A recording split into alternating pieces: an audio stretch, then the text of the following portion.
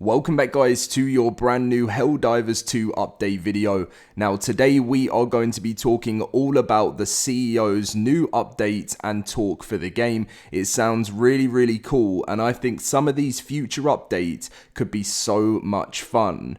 I don't know about you, but I haven't played a game like Helldivers 2 in a while where it's just been making me want to just keep dropping in and joining and playing hours every night. I'm having so much fun at the moment and I think they're sitting on something so great here. So if you guys do enjoy today's video and you want to see more Helldivers updates, please consider subscribing to the channel and also consider subscribing as I bring you guys daily news on all of your favorite games such as Helldivers 2, Power World, Ark, all of those different games. So please do that if you want to. Anyway, let's get in with the news today, and we are going to be kicking off with Helldivers 2 CEO hints at stealth possibly coming in a future update. We're also going to be talking about another new item that could be coming to the game and also a talk on other future stuff. So stealth is surprisingly an option in Helldivers 2, and Arrowhead's CEO took the surprise even further after sharing his stealth build. So Helldivers 2 is known for its loud and zany action, and as everyday citizens turn soldiers, stand tall to spread freedom and democracy throughout the galaxy. The game furthers that fantasy by providing players with ample equipment to blow things up or wipe out entire brigades of enemies. However, a lesser known fact is stealth is actually an option. Players have shared their experience behind enemy lines, with the silent approach working well for them. That said, it seems stealth may become a core function later on, at least if an interaction between Arrowhead CEO and Twitter X user is any indicator. So Helldivers 2 CEO shares stealth build from playtest. So since Helldivers 2 arrived, Arrowhead Game Studio CEO Johan has been exceptionally active in updating the player base on the status of the game, when sharing server capacity has been increased to 800,000 on the game. They also said when a Twitter / X user replied with a TikTok video of stealth tips for players looking to switch up the norm. The response is what caught the eyes of many, as Johan commented he used to play the same way with a suppressor and subsonic ammo during playtests. This caused a flurry of surprised responses from players, each one more confused and surprised than the other. One replied with "Wait, what?" while another said, "Wait a minute, did you say subsonic and suppressor? Please give it to us." Helldivers 2 certainly smashed all expectations from the players and even the devs themselves after the game's success reached Power World status, and Johan shared the team is looking to expand Arrowhead staff to rework and accelerate the content plan. Future plans may include a stealth update, although it may be some time before that happens. Stay tuned for more information as it comes to light. So that sounds really cool, and also the CEO reveals new potential swords and performance updates and all of that stuff. So pretty much there's like a little bit of a summary of everything that's going on, which is the server capacity, as I said, has been increased to 800,000 players, addressing launch issues.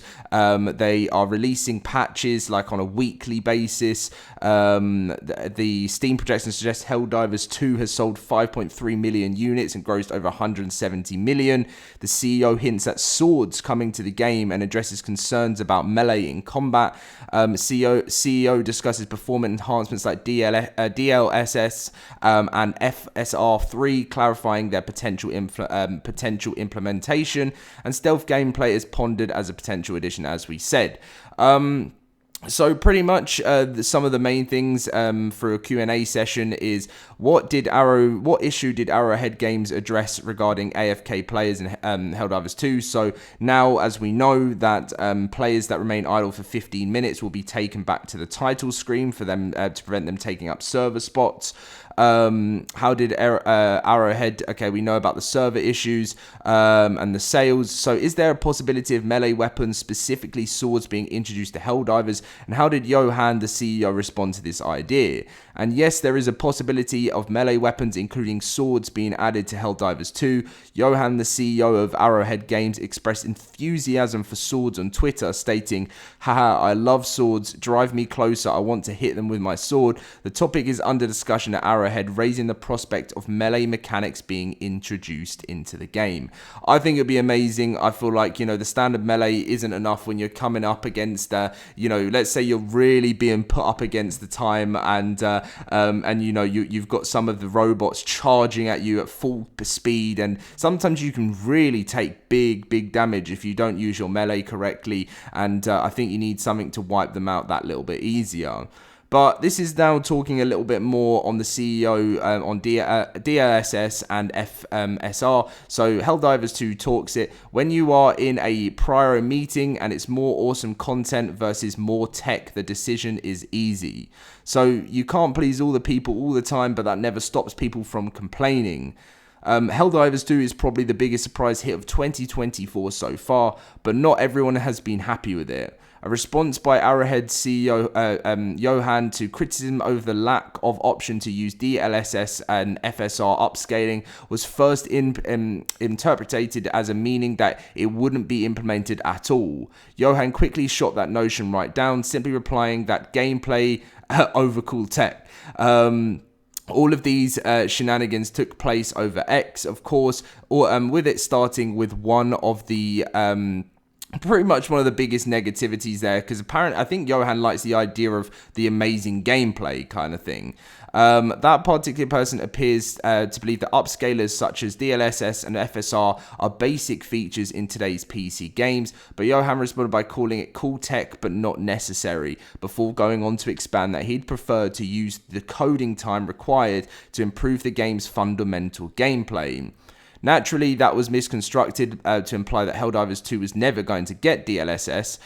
Cue yet another reply from Johan to shoot that idea into the sky.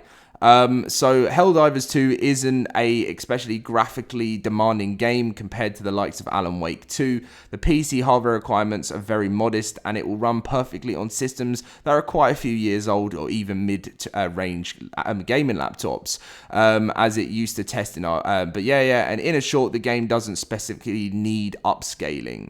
Johan is the CEO and creative director at Arrowhead, the developer of Helldivers 2, explained why it partly comes down to the fact that the game is mostly CPU limited, as the engine simulates everything.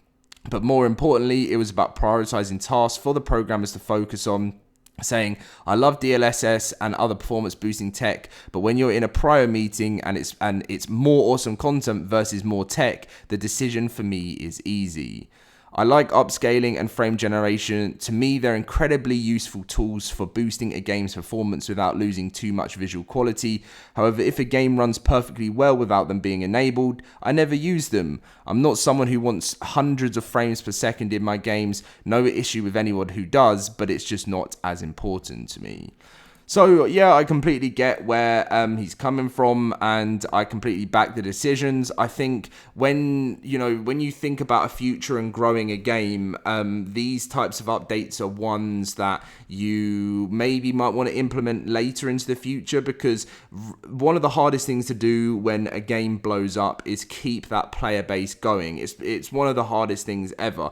Well, on a launch of a game, I've even seen it with Power World, where they've got to a stage where people have got to level 50 and they don't know what to do. There was a FaZe YouTuber that I've been watching on while I was watching Power videos on, and got to level 50, completed everything, and then just didn't know what to do next. And I feel like with Helldivers, it's kind of got a very long play, like sort of replayability, and it just can, and when you've got that, you're going to keep your players active, and focusing on more content and adding that in so you're constantly ahead of the game is just what keeps keeps you at the top. And I completely get this. So this is something that could be added in. The DLSS and FSR can be added in future updates, but I definitely agree with the way they're going down, and I'm interested to see what you guys think. Anyway, thank you for watching today's video. Please leave a like, subscribe to the channel, come and join the Discord. The link will be in the description, and I will see you in my next video very soon. See you guys then.